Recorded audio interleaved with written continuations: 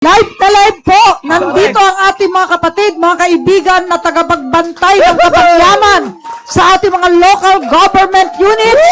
Ang Philippine Association of Local Government Accountants o PALGA na pinangungunahan nina Dr. Nancy A. Torres, CPA President, Attorney Jose Neil D. Lugongson, CPA Executive Vice President, Richlyn Jezabel Grace A. Buray, CPA Vice President for Mindanao, Attorney Christine N. Meralpes, CPA Vice President for Southern Luzon, Marie June O. Maturan, CPA Vice President for Visayas, Arthur Ryan A. Oyong, CPA PRO, Alma C. Liboon, CPA Advisor, Arlene Rio S. Villar, CPA Advisor, and Vicente Luis D. Marcos, CPA Advisor.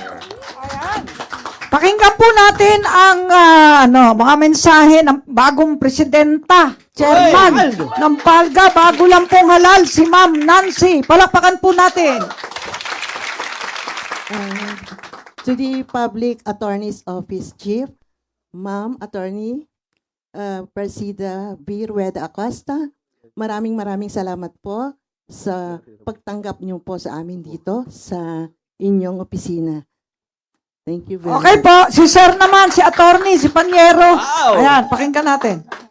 Hello po, thank you po sa Attorney Rueda Acosta sa pagtanggap po ng buong kasamahan namin sa PALGA upang maiparating ang aming suporta po sa inyong programa para sa ating mga kababayan na nangangailangan po ng tulong legal. Pakipaliwanag mo nga yung misyon ng PALGA, kaya ang buong PAW supportive sa PALGA. Kasi po ang isa po sa layunin ng Philippine Association of Local Government Accountants ay ipag-isa po ang mga local government accountants sa buong bansa sa paglalayon na sila ay tulungan sa mga trabaho nila, isip tagapagbantay ng pondo ng bayan. At inevitably po, meron po tayong makakaharap na mga legal na mga proseso at mga kaso doon. Kaya kami po ay nanghihingi ng tulong from Public Attorney's Office kung kinakailangan. May MOA po ang PAW sa PALGA. Kaya automatically, pag may problema po ang mga local government accountants natin, budget officers, kahit hanggang barangay pa, welcome sa PAW. Ikaw naman, ma'am. Yan.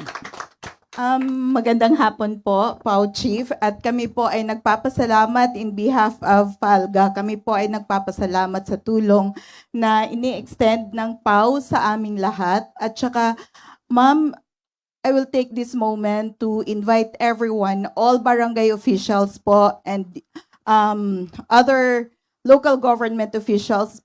Meron po tayong event, yung 19th Visayas Geographical Conference na mangyayari sa Iloilo City. Wow! This Ayan. September po tayo, dalawang batches, September 14 to 16 and September 17 to 19. Imbitado po lahat ng taga-barangay ng Visayas Geographical Area. So, maraming salamat again, PAW Chief, sa tulong na ini-extend sa PALGA. Opo, at saka magpapaliwanag po tayo doon tungkol sa Republic Act 6713. Dahil yan minsan ang ginagamit pang kaso sa ating mga kasama sa pamahalaan. Ma'am, ikaw naman. Yes po. Invite mo rin yung mga kababayan natin. Dito po, ayan. Yung mga kababayan, especially sa Visayas po, yung 19th Visayas Geographical Conference sa Iloilo. And of course, magpasalamat din kami, ma'am. Siyempre, since February 2023, yung MOA po ni PALGA with PAW, marami na pong local government accountants ang natulungan from Luzon, Visayas, Mindanao po. Salamat po sa inyong pagtitiwala. Si ma'am naman. Ayan. We would like to take this opportunity, ma'am, for being helped with PALGA, being our partner sa local government unit. And congratulations, ma'am, on your anniversary. And Nakalimang thank you so taon na po much. yung ano Yeah, natin, thank live na you. live. Marami po tayong So, viewers. madami po tayong followers. Ako po ay Correct. isang follower na. Yay! Yes. Thank you, ma'am. Thank you po. Ma'am, on behalf of the 15 LGU accountants beginning 2023 na natulungan na ng PAW through our MOA, Thank you very much. Thank you rin po. Ayan, si Sir. Ayan. Bagong officer pa si Sir. Ayan. Hi. Magandang hapon po sa ating lahat. Ma'am, maraming salamat po. Pakilala po kayo Ay, kasi. Opo. Sige po. Ako pala po si Arthur Ryan Alvarez Oyong from the Municipality of Hinundayan, Province of Southern Leyte po. Sa Southern Leyte, malapit yes po. ang biliran dyan, di ba? Yes po. Bisaya ba? Bisdak. Palga PRO po.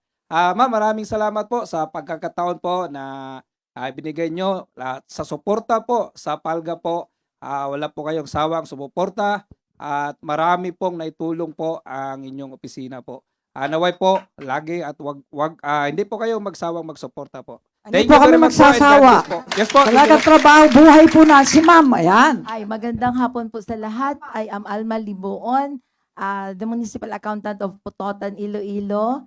And yung 19th Visayas Geographical Conference na sa Iloilo po. We have 2 batches. So, si Pau, speaker doon. At saka, since 2023, nung pumunta kami dito to have a courtesy visit at that year, hanggang ngayon, very supportive. Pau is just a text and call away. So, thankful yung mga accountants for the free legal service na gina-extend ng PAO. I-text lang yan yung name ng mga accountants, yung PAO doon sa respective area, nag-respond ka agad. So, and also, Okay po. for the Ayan. information of everyone, PAO is the honorary member of the Philippine Association of Thank you Local po. Government. Ayan, si Sir. Laging Thank present you. din si Sir. Ayan. So po, lastly po, taus-puso pong pasasalamat mula po sa Palga. Ako po si Vicente Luis Marcos, past president po. Again, inimbitahan po namin kayo dito po sa next na activity po namin sa Iloilo, the 19th Geographical Conference. We will be having around 12,000 participants here. It will be conducted from September 14 to 19 po. 2 batches po tayo doon. And our Chief Acosta will be there. Will be honored. Palagi pong nandun po siya. Ma'am, again, salamat po sa pagiging suporta sa amin. Thank you, Salamat. Paul. Di ko po kayo makakalimutan dahil kayo ay kasama namin para abutin ang kamay ng ating maralitang Pilipino. At meron po tayong mini book na kalalaunch last March 14 sa Manila Hotel. Ayan, pipirmahan ko po mamaya. Kung gusto nyo papirma, meron din pong ano yan. May tawag dito, dyan. Bookmark, ayan. May Tagalog version, ini-edit pa po namin yung Batas ng Buhay. Kapag nalulungkot, basahin lang po ang libro na ito ay mawawala ang kapigatian. Kasi marami po ang nadidepress, may anxiety, mga kabataan sa nagpapakamatay na bumabaril-baril.